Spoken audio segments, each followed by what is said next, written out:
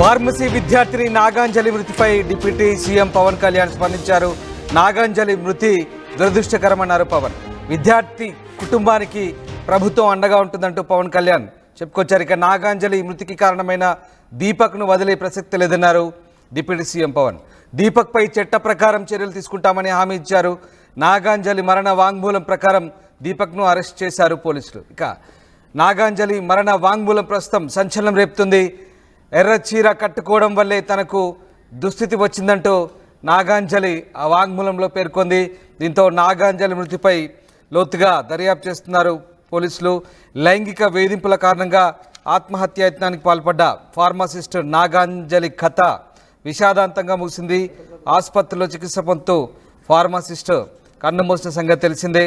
కిమ్స్ బొల్లునేని ఆసుపత్రిలో ఆత్మహత్యాయత్నానికి పాల్పడిన ఫార్మసిస్ట్ నాగాంజలి 12 రోజులుగా చావు బతుకుల మధ్య పోరాడుతూ వెంటిలేటర్ పైనే శుక్రవారం ప్రాణాలు విడిచింది. నాగాంజలి మృతదేహాన్ని పోస్ట్ మార్టం నిమిత్తం రాజమండ్రి ప్రభుత్వ ఆసుపత్రి తరలించారు.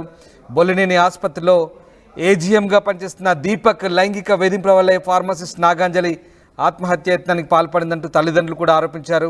నిందితుడు దీపక్ను ఓవైపు పోలీసులు అరెస్ట్ చేశారు. నిందితుడిని కఠినంగా శిక్షించాలంటూ అన్ని రాజకీయ పార్టీల నేతలు బాధితురాలి తల్లిదండ్రుల మద్దతు పలికారు. ఇక గత నెల 23న తూర్పుగోదావరి జిల్లా రాజమహేంద్రవరం కిమ్స్ బొల్లినేని ఆసుపత్రిలో ఇంటర్న్షిప్ చేస్తున్న వికాస్ ఫార్మసీ కళాశాల ఫామ్ డి ఫైనల్ ఇయర్ విద్యార్థి నాగాంజలి ఆత్మహత్య యత్నం తీవ్ర సంచలనం రేపింది. ఏలూరు జిల్లా జీలుగుమిల్లి మండలం రౌతుగూడెం గ్రామానికి చెందిన నాగాంజలి రాజమహేంద్రవరం సమీపంలోని మధురపూడి వద్ద వికాస్ ఫార్మసీ కాలేజీలో ఫామ్ డి ఫైనల్ ఇయర్ చదువుతోంది.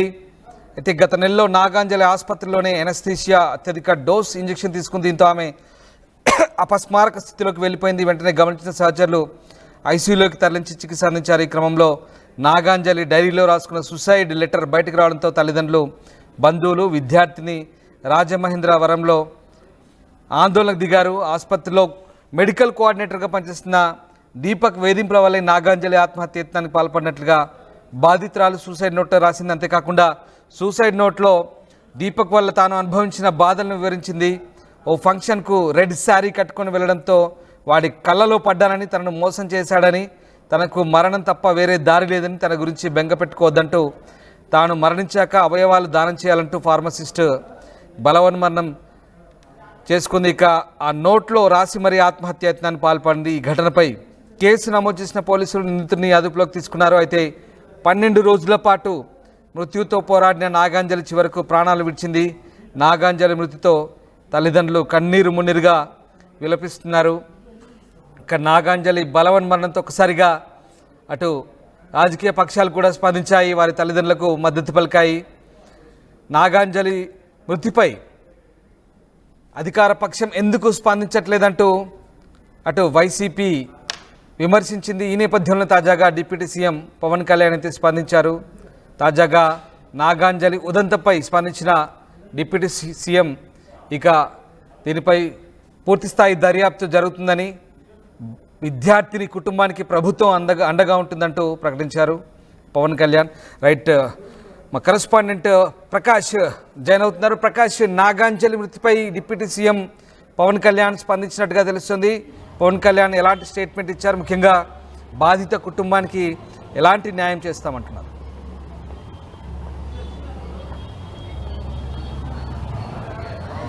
రామ్దాస్, ఏదైతే మెడికో విద్యార్థి నాగాంజలికి సంబంధించినటువంటి ఈ యొక్క పోస్ట్ మార్టం అయితే పూర్తయింది. ఈ నేపథ్యంలో రాజమండ్రి ప్రభుత్వ ఆసుపత్రికి అయితే ఈరోజు ఉదయం కూడా తీసుకుని వచ్చారు. ఉదయం ఎక్కడైతే బొల్లునేని హాస్పిటల్లో గత 12 రోజులు మృత్యుతో అయితే పోరాడుతుంది. ఈ నేపథ్యంలోనే ఆవిడైతే ఐసీయూలోనే ఉన్నటువంటి పరిస్థితి ఉంది.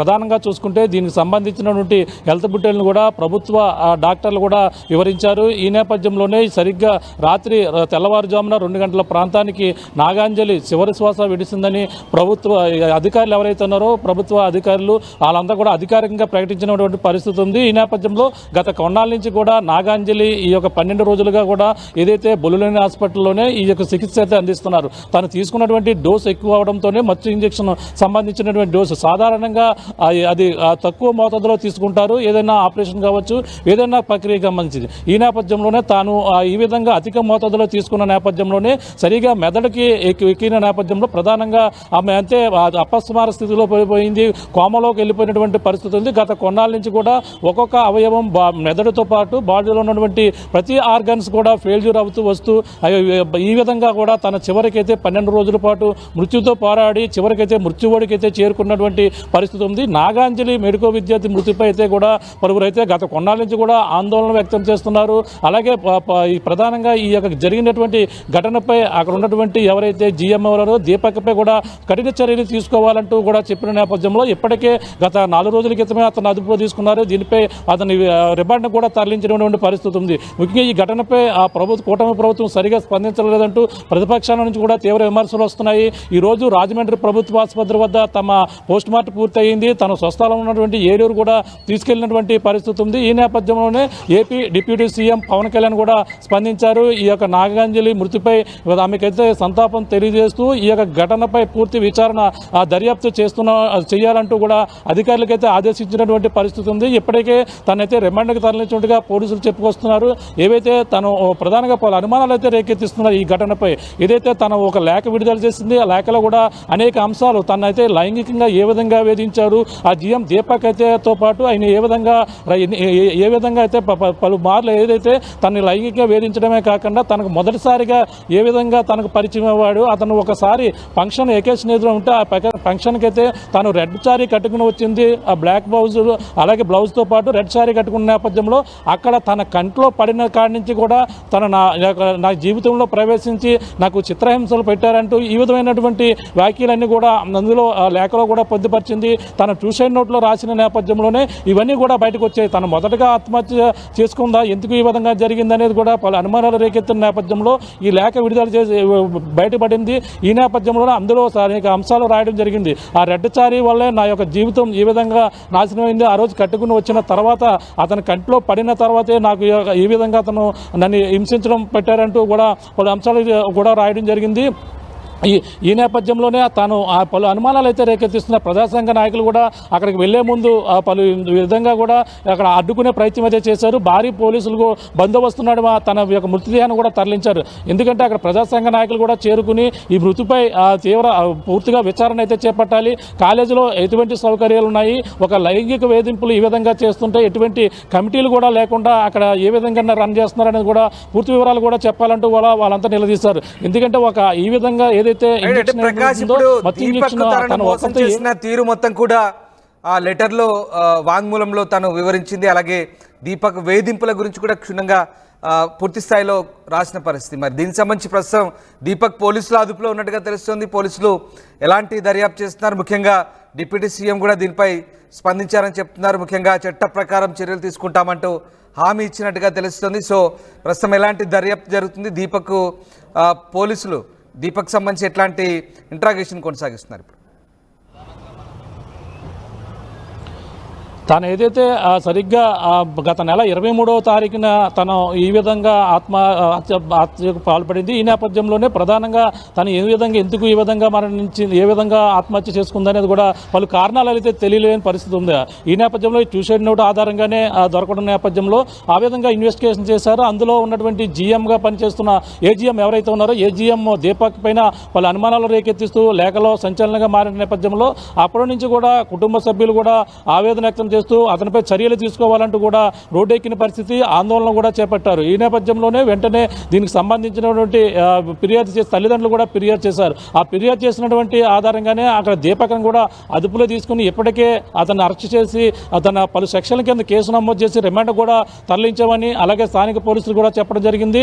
ఇంకా లోతైన విచారణ అయితే చేస్తున్నాం, తను ఈ విధంగా ఎందుకు చేశారు అంటే పలు అనుమానాలు ఉన్నాయని చెప్పుకొస్తున్నారు. తాను ఈ విధంగా మత్తు ఇంజెక్షన్ తాను చేసుకున్నదా లేదంటే ఎవరన్నా చేశారా, ఈ దీపక్కే ఈ విధంగా చేశారా అనే కోణాలు కూడా మరింత లోతుగా విచారణ అయితే చేపట్టాలి. ఇది ముమ్మాటికి కావాలని చేసినటువంటి ప్రక్రియగానే ఉంది. తానైతే ఆత్మహత్యకు పాల్పడలేదు, ఈ విధంగానే చేసుకుంటారనేది కూడా పలు అనుమానాలు అయితే రేకెత్తిస్తున్నారు. ఆ కోణంలో కూడా పోలీసులు అయితే విచారణ అయితే చేపడుతున్నాం అంటున్నారు. ఏదేమైనా ఈ మెడికో విద్యార్థిని నాగాంజలికి సంబంధించినటువంటి మృతిపై కూడా 12 రోజుల నుంచి కూడా ఇదే ఉత్కంఠ నెలకొంటుంది. ఎట్టకేలకు తాను ఈరోజు తన ప్రాణం చివరి శ్వాస విడిచిన నేపథ్యంలోనే ఈ పోస్ట్ మార్టం పూర్తయి తన అంత్యక్రియల కోసం తన స్వస్థలం ఏలూరు జిల్లాకి అయితే తరలించినటువంటి పరిస్థితి ప్రధానంగా ఉంది. ఇప్పుడు AP deputy CM Pawan Kalyan స్పందించడంతో తమకు న్యాయం జరుగుతుందంటూ తల్లిదండ్రులు అయితే ఆశాభావం వ్యక్తం చేస్తున్నారు. పక్కన అంత్యక్రియలకు సంబంధించిన ఏర్పాట్లు కూడా తన స్వస్థలం స్వగ్రామంలోనే అన్ని ఏర్పాట్లు కూడా పూర్తి చేయి మరి కొద్దిసేపట్లో అంత్యక్రియలు కూడా పూర్తయ్యే అవకాశం అయితే క్లియర్ కట్గా కనపడుతుంది చెప్పాలి. రామ్దాస్.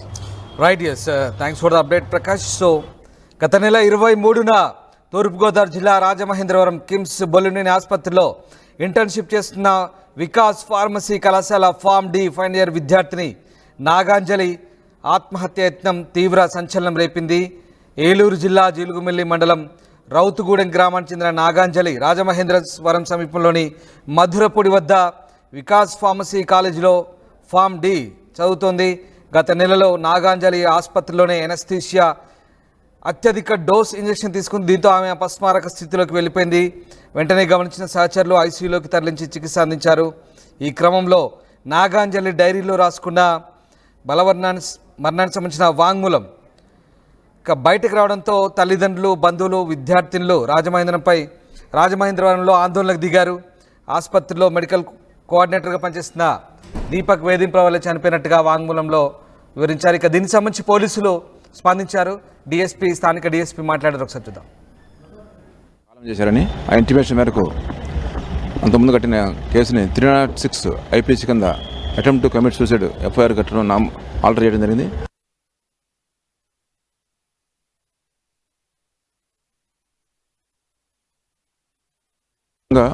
వాళ్ళ రక్త బంధువులు పెద్దల సమక్షంలో ఇంక్వెస్ట్ శవ పంచనామా చేసాం, పోస్ట్ మార్టం రిపోర్ట్ ఆధారంగా దాని మీద తదుపరి చర్యలు తీసుకోవడం జరుగుతుంది.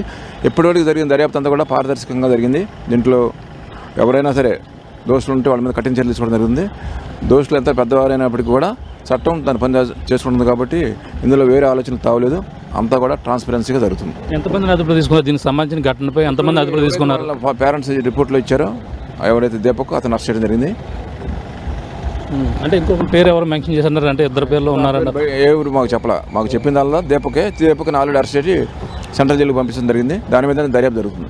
ఇప్పుడు అదుపులో తీసుకున్నారండి అతను? ఇప్పుడు అఫెన్స్ జరిగిన తారీఖున మరుసటి 24 అవర్స్లో అతన్ని అదుపులో తీసుకోవడం, రిమాండ్ చేయడం జరిగింది. ఇప్పుడు అంజలికి సంబంధించిన పిఎం అన్ని కూడా పూర్తి అయిపోయినాయి. ఎక్కడ తరలిస్తున్నారండి? బాడీని స్వగ్రామం పంపిస్తున్నాం. రైట్. ఇది పరిస్థితి. రాజమండ్రి ప్రభుత్వ ఆసుపత్రి దగ్గర అయితే నాగాంజలికి సంబంధించినటువంటి పొయ్యం పూర్తవడంతో అక్కడ స్వగ్రామం అయితే తరలించారు.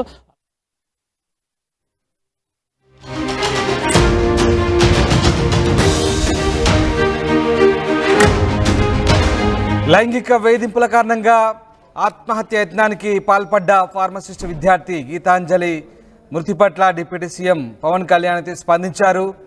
ఈ నేపథ్యంలో బాధితురాలి కుటుంబానికి అండగా ఉంటామంటూ డిప్యూటీ సీఎం పవన్ కళ్యాణ్ అయితే హామీ ఇచ్చారు. ఇక నిందితుడిపై కఠిన చర్యలు తీసుకుంటామంటూ పవన్ కళ్యాణ్ అయితే భరోసా ఇచ్చిన పరిస్థితి కనబడుతోంది. ప్రస్తుతం ఇక మృతి చెందిన విద్యార్థినికి సంబంధించి స్వగ్రామానికి అయితే తరలించారు. ఈ కేసుకు సంబంధించి స్థానిక డిఎస్పీ రమేష్ బాబు స్పందించారు.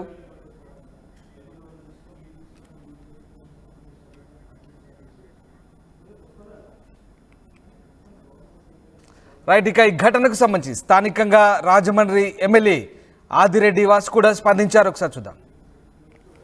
ఒక మరణం చాలా బాధాకరణం. నేనైతే దేవుని ప్రార్థించేవాడిని, తప్పకుండా ఆవిడ కోలుకోవాలి,